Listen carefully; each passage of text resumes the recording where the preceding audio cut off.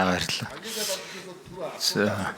Нийгмийн шин чанартай ийм Азийн хөгжлийн банкны төсөл орж ирж 475 сая долларын.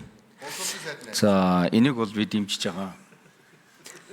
Зээл авч хувийн хөвшлийн хийдэг ажлуудыг биш, яг нийгмийн шин чанартай ийм ажлуудыг шийдвэрлэх үүднээс энэ зээлийг авч байгаа учраас энэ зээлийн хөтөлбөрийг би дэмжиж байгаамаа. Ингээд хэд хэдэн асуултууд асуучъя.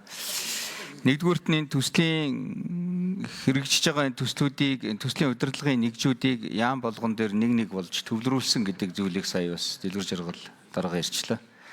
Тэнтэй холбоотой яам болгон дээр Дэлхийн банкны төслийг, Азийн хөгжлийн банкны төслийг бусад санхүүжүүлэгчдийн төслүүдийг бүгдээрингийн нэгтгэхэд нэг төслийн нэгж аваа явах юм уу?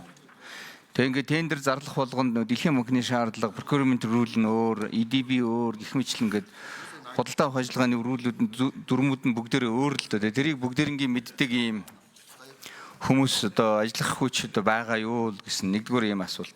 За хоёрдугаарт нь энэ эмнэлэгтэй холбоотой асуултууд байна. Хөдөө орон нутгийн эмнэлгүүдийг чадварчуулъя, тоног төхөөрөмж нэмэгдүүлье.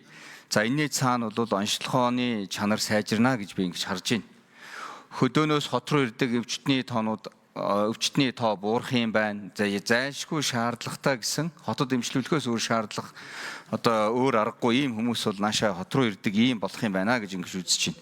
За хөдөөрөө бол нилээдгүй эрүүл мэндийн энэ төвүүдийг нилээн чадварчуул, тоног төхөөрөмжийг сайжруулж нилээ явах юм байна л да. Нилээдгүй их мөнгө зарцуулж байна. За би энэ дээр юу ярих гэдэг нь эрүүл мэндийн салбарын нэг зардлын асуудлыг ярих гэдэг юм. Тэнд хичнээн хүн эмчлүүлж байгаа билээ. Улаанбаатар хотын төв эмнэлгүүд чинь очрон дийлдэггүй. Гэтэл аймаг орнуудын эмнэлгүүд дээр яваад үзэхэд өдөөс хойш нь баг эмчнэр байхгүй онгорхоо өрөө байдаггүй юм байл ш. Зарим аймагуд дээр яваад үзэхэд. Тэгэхээр энэ ачааллуудыг яаж тэнцвэржүүлж явах юм бэ? Гэтэл улсын төв эмнэлгүүд дээр шин эмнэлгүүдийг дахиж барья гэдэг ийм зүйл орж ирээд байдаг. Цаана төсвийн ингээд үр ашиггүй зарцуул чинь нэмэгдээд идэг ийм асуудал үүсэж байгаа юм биш үү гэж. Хоёрдугаарт нь боловсролын салбараас асуумаар байна. Энэ төслүүдийг эренбэлэхтэй аймаг дунд нь эренбэлчихсэн юм уу? Эсвэл улсын хэмжээний ийм шалгуур үзүүлэлтийг гаргаж байгаад эренбэлсэн юм уу?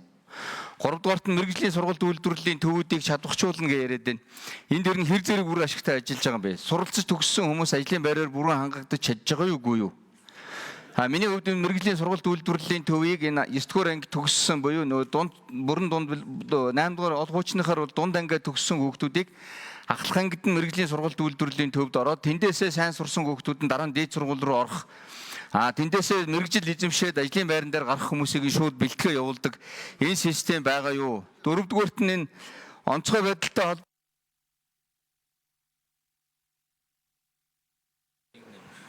нэг номер хариулт.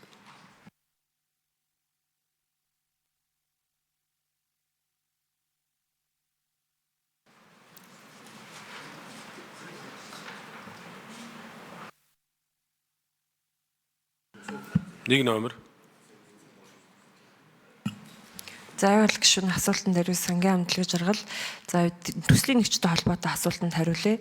За одоо яг хэрэгжиж байгаа төслүүдийн хүрээнд улсын хэмжээнд 46 төслийн нэгжтэй 474 хүн хөлсөөр ажиллах гэрээтэй ажиллаж байгаа. Тэгэхээр бид нар гадаад зээлийн үр ашгийг сайжруулах, яг нэгдсэн удирдлагатай болгох, за энэ төслүүдийг хугацаанд нь дуусгах асуудал дээр бол төслийн нэгжийн зохион байгуулалтын дээр анхаарах асуудал маш чухал байгаа. Тийм учраас засгийн газрын тогтоол гараад доноруудтайгаа маш олон удаа хэлэлцсэн.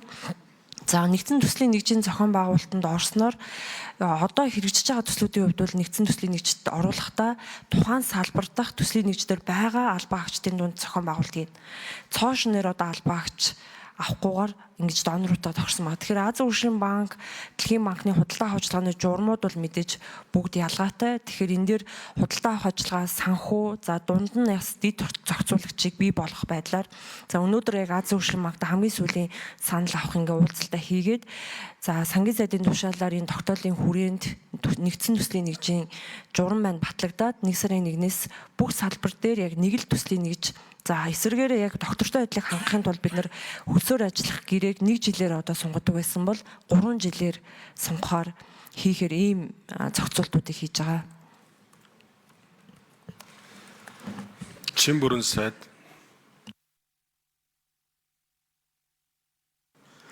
За За тэгэхээр заавал гişүү бас зөвл үнцэг хөндөд байна л да. Ер нь ачаалан жигэд тооцож чадж байгаа мó гэдэг асуултанд хариулъя. Тэгэхээр ерөөсөө эмнэлгийн ачаалал эрүүл мэндийн салбарын том ачаа юу вэ гэдэг гэхээр эрчим дэмжлэг л байдаг. Яаралтай тусламж. Бусад нь архив тусламжууд бол цаг авж байгаа, төлөвлөж байгаад эмчилгээ хийлгэж болдог.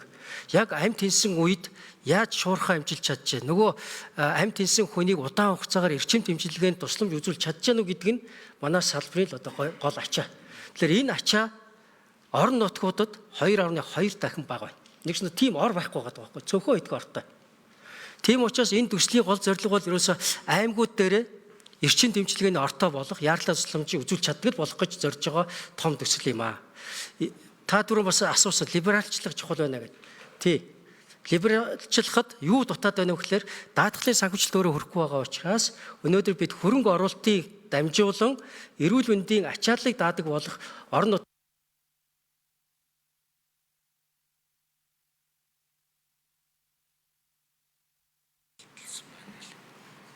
За 6 номер нэмж хариулъя. За гишүүний асуултанд хариулъя. Боловсролын яам бочиргал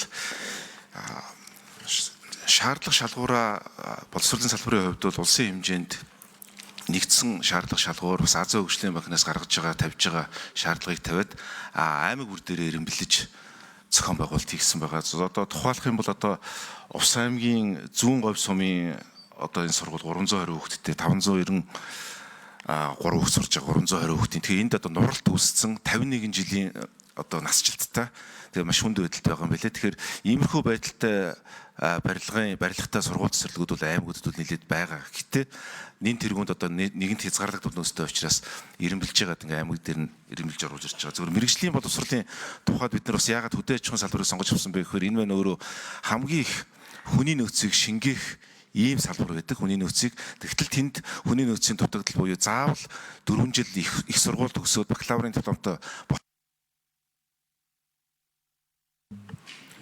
Нэмж 1 минут. 6 номер. богино хугацаанд одоо яг мэрэгжлийн шаардлага хангасан ийм дадлагын бааз дээр сургуультаа хийгээд дадлагаа хийгээд ажлын байран дээр ажиллангаа суралцсангаа ажиллах энэ нөхцөл байдал нь манай политехникийн коллежууд дээр үнэхээр дутагдaltaй. Ер нь сүүлийн бараг 10-20 жил энэ шинжилгээ ажлууд ер нь огт хийгдээгүй байсан. Гэтэл нөгөө талдаа хөдөлмөрийн зах зээлийн эрэлт нь энэ богино хугацаанд сургаад төгсгөөд ажилчдаа бэлтгээд авъя гэхээр техникийн ажилчдын дутагдал нь асар өндөр.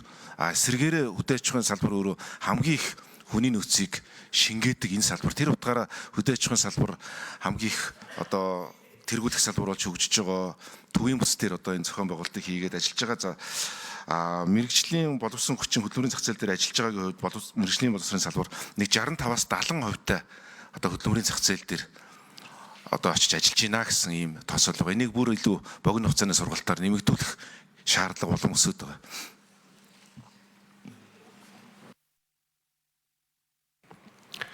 За гишүүдээс санал гарсан, гормын санал